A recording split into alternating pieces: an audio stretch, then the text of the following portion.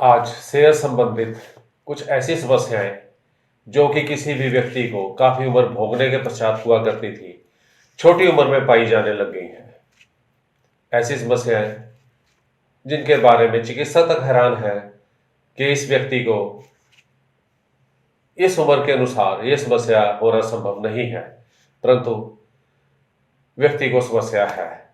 परीक्षण करा लिए गए हैं, नतीजा उन समस्या से संबंधित पाया गया है। खान पान की आदतें बदल चुकी हैं, काफी बदलाव देखने को मिल गया है। कुछ वर्ष पहले वाले दौर और आज के दौर में तकनीकी इतनी विकसित हो चुकी है कि जहां साल में 2 फसलें ली जाया करती थी, आज 4 फसलों की पैदावार की जाती है। रासायनिक खादों का इस्तेमाल बहुतायत में किया जा रहा है, खतरनाक रसायन है।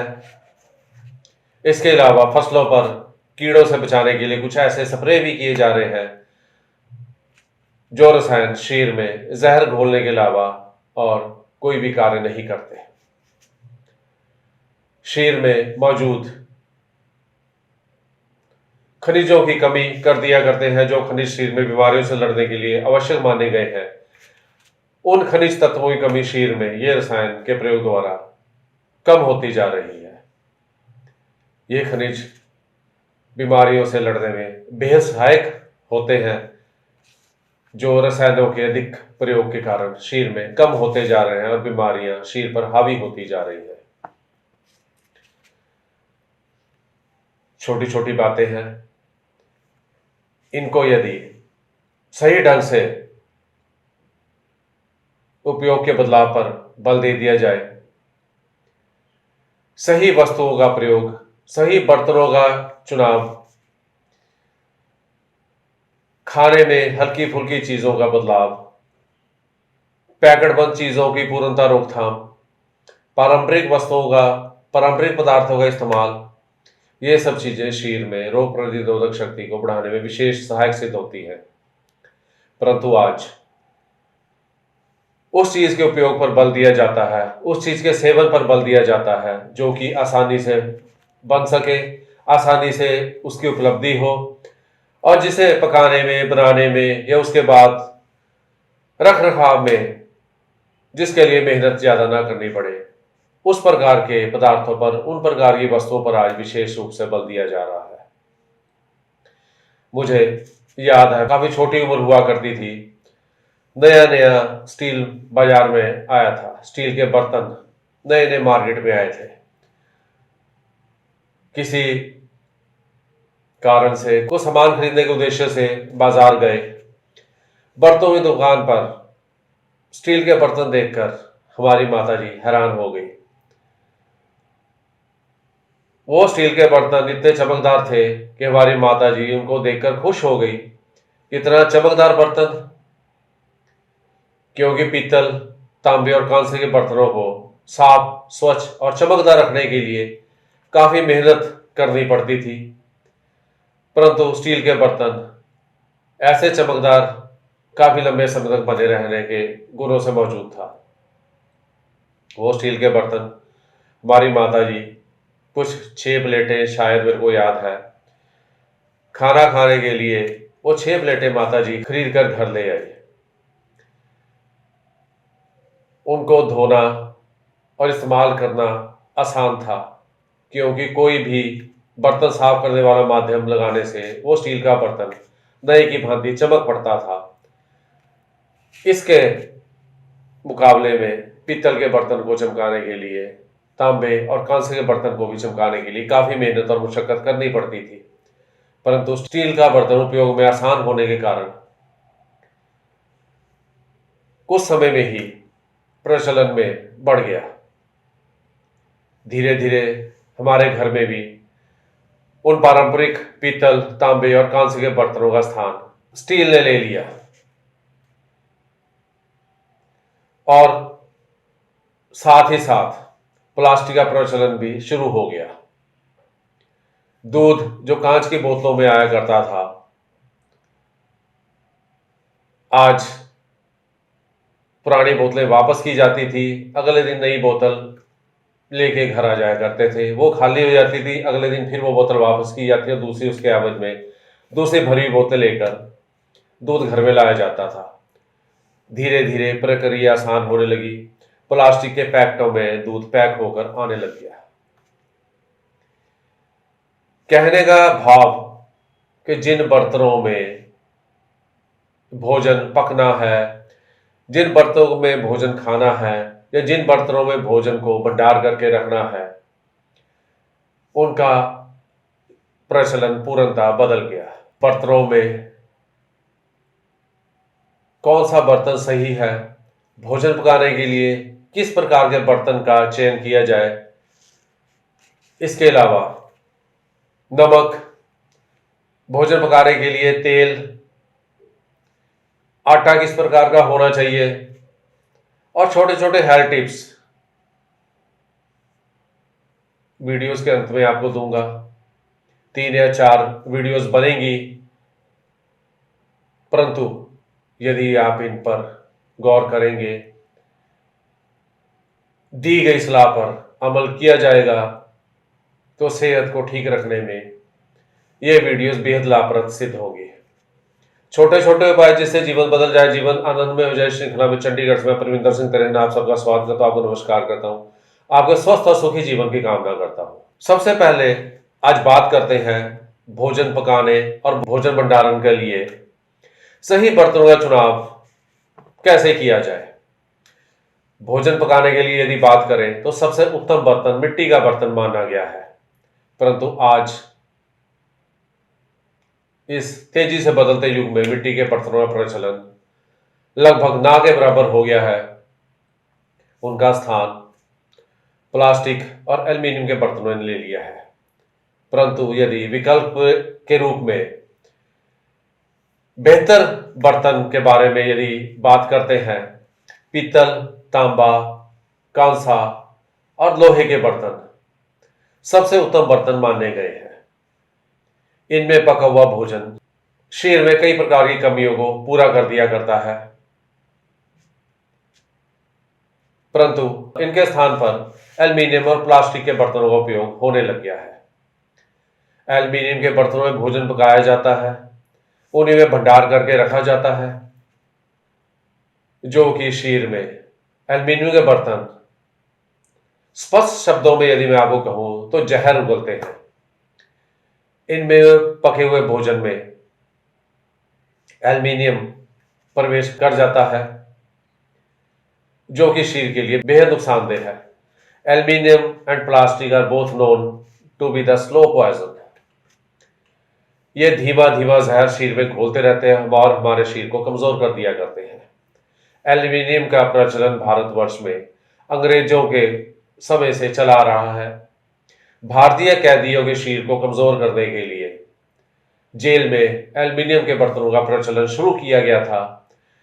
सिर्फ भारतीय कैदियों के लिए एल्युमिनियम के बर्तनों में भोजन पकाया जाता था और वही एल्युमिनियम के और उसी प्रकार एल्युमिनियम के बर्तनों में भोजन खाने को दिया जाता था, जिससे धीरे धीरे एल्युमिनियम शरीर में प्रवेश करता गया, शरीर में जहर घुलता गया और शरीर अंदर से खोखले होते गए। क्योंकि शरीर में एल्युमिनियम पहले से ही मौजूद है, परंतु किसी भी तत्व की बहुतायत या कमी शरीर को नुकसान दे दिया करती है। एल्युमिनियम बहुतायत में शरीर में पहुंचने लग गया और शरीर अंदर से कमजोर होते गए। जो बीमारियां 70-75 वर्ष की उम्र में लगा करती थी, वो बीमारियां आज 15, 20, 25, 30 साल की उम्र के व्यक्तियों में पाई जाने लगी है। प्लास्टिक के बर्तनों में भी भोजन पकने लग गया, माइक्रोवेव में भोजन पकाया जाने लगा। समय बचाने के लिए माइक्रोवेव के इस्तेमाल पर बल दिया जाने लगा, जिसमें कि प्लास्टिक के बर्तनों का उपयोग किया जाता है। और वो प्लास्टिक के बर्तन जो कि खतरनाक रसायनों से बने होते हैं, शरीर को बेहद नुकसान पहुंचाते हैं और कर्क रोग जैसी बीमारियां शरीर को देने में पूर्णतः सक्षम है। इसलिए भोजन पकाने के लिए सही बर्तनों का चुनाव बेहद आवश्यक है। पारंपरिक धातु के बर्तन पीतल, तांबा, कांसा कई प्रकार के औषधीय गुणों से भरपूर है, कई प्रकार के गुणों से भरपूर है। इनका इस्तेमाल किया जाए। इसके अलावा सबसे खतरनाक चीज जो हमारे घर में रोजाना इस्तेमाल होने वाली है वो है pressure cooker. Pressure cooker aluminium का बना होता है, किसी अन्य धातु का यह बन नहीं सकता, क्योंकि एल्युमिनियम में फैलने का गुण मौजूद है। Aluminium has the property to expand. जब इसमें भाप का दबाव बनता है तो एल्युमिनियम फैल जाया करता है और ठंडा होने पर, भाप का दबाव कम होने पर यह स्वतः ही अपने आकार में वापस आ जाया करता है। परंतु एल्युमिनियम के बर्तन शीर में धीमा जहर घोलते हैं। कुकर से जुड़ी प्रेशर कुकर से जुड़ी दूसरी बात यह है कि इसमें खाना पकता नहीं बल्कि गलता है। भाप के दबाव से भोजन गल जाया करता है, पकता नहीं है, और अनाज टूट भी जाता है, क्योंकि दबाव इतना अधिक होता है जो अनाज को दबाकर तोड़ दिया करता है। भोजन पकेगा तो पचेगा, अन्यथा गलेगा तो शीर को गलाएगा। इसलिए प्रेशर कुकर का इस्तेमाल कम से कम किया जाए, परंतु आज इसका इस्तेमाल बहुतायत में किया जा रहा है। पति पत्नी दोनों काम करने वाले हैं, सुबह जल्दी जल्दी घर से निकलना होता है, कार्यालय समय पर पहुंचना आवश्यक है। माइक्रोवेव ओवन और प्रेशर कुकर का इस्तेमाल अधिक होने लग गया है। समय बचाने के लिए प्रेशर कुकर में भोजन पकने लग गया है। इसके अलावा यदि भोजन रात को बनाकर भंडार किया गया है तो सुबह उसे फ्रिज से निकालकर फटाफट माइक्रोवेव में गर्म कर लिया जाता है, ताकि समय बचे और समय पर कार्यालय पहुंचा जा सके। परंतु वो लोग इस बात से अनभिज्ञ हैं कि प्रेशर कुकर और प्लास्टिक, एल्युमिनियम और प्लास्टिक, ये दोनों धातुएं बेहद खतरनाक हैं। इनका अधिक मात्रा में उपयोग शरीर को कमजोर करके रोग प्रतिरोधक शक्ति को पूर्णतः कम कर देगा, और छोटी मोटी बीमारी भी शरीर को बेहद नुकसान पहुंचाएंगी और जल्दी व्यक्ति उन बीमारियों से निजात नहीं पा सकता। इसके अलावा एक पारंपरिक धातु और है जिसके बारे में बात करना आवश्यक है, और वो है लोहा। आज से कुछ वर्ष पहले कभी सुना भी नहीं था कि किसी के शरीर में आयरन की कमी हो गई, लोह तत्व की कमी हो गई, जिससे खून का हेमोग्लोबिन कम हो गया है। परंतु आज छोटे छोटे बच्चों में, जवान बच्चों में खून की कमी, शरीर में लोह तत्व की कमी देखने को मिला करती है। उसका कारण है कि लोहे के बर्तनों का इस्तेमाल बंद किया जाना। मुझे आज भी अच्छी तरह याद है, हमारे घर में लोहे की बड़ी बड़ी कढ़ाइयां हुआ करती थी, जिनमें अचार इत्यादि बनाया जाता था, और छोटी कढ़ाइयों में अक्सर भोजन पकाया जाता था। परंतु आज उनका स्थान वही एल्युमिनियम ने ले लिया है। सब्जी काटने के लिए लोहे के चाकू घरों में मौजूद हुआ करते थे। लोहे के चाकू से सब्जी काटी जाती थी, जिससे लौह तत्व स्वतः ही उस सब्जी में प्रवेश कर जाया करता था। लोहे के बर्तनों में खाना पकने के कारण उसमें लौह तत्व स्वतः ही प्रवेश कर जाया करता था। किसी के शरीर में कभी भी लौह तत्व की कमी नहीं हुआ करती थी। There was a lot of iron in everybody's body. हर किसी व्यक्ति के शरीर में लौह तत्व पूर्णतः पाया जाता था, किसी में खून की कमी नहीं देखी गई। इसके अलावा और भी कुछ ऐसी चीजें हैं जिनके बारे में ध्यान देना आवश्यक है। नमक कौन सा उपयोग में लाना चाहिए, आटा किस प्रकार का खाना चाहिए, भोजन पकाने के लिए तेल कौन सा इस्तेमाल करना चाहिए, और भोजन किस प्रकार बैठकर खाना चाहिए, इसके बारे में भी आने वाली वीडियोस में चर्चा की जाएगी। छोटे छोटे उपाय जिससे जीवन बदल जाए और जीवन आनंदमय जाए, इस श्रृंखला में इस विषय संबंधित कुछ और वीडियोस आपकी सेवा में हाजिर की जाएंगी। मेरे चैनल को सब्सक्राइब करें, वीडियोस को लाइक और शेयर करें, इन्हें अपने दोस्तों में, अपने सगे संबंधी में, अपने जान पहचान वालों में, व्हाट्सएप ग्रुप्स में, फेसबुक पर, इंस्टाग्राम पर, अन्य सोशल मीडिया जो भी आप लोग इस्तेमाल करते हैं उन पर अधिक से अधिक शेयर करें, ताकि अधिक से अधिक लोग ज्योतिष के इस महाविज्ञान के ज्ञान का लाभ उठा सके, उसका पुण्य आपको भी मिल सके। आने वाली वीडियो में कुछ और ऐसी या इससे भी बेहतर ज्ञानवर्धक, रोचक और महत्वपूर्ण जानकारी लेकर आपकी सेवा में हाजिर होता रहूंगा।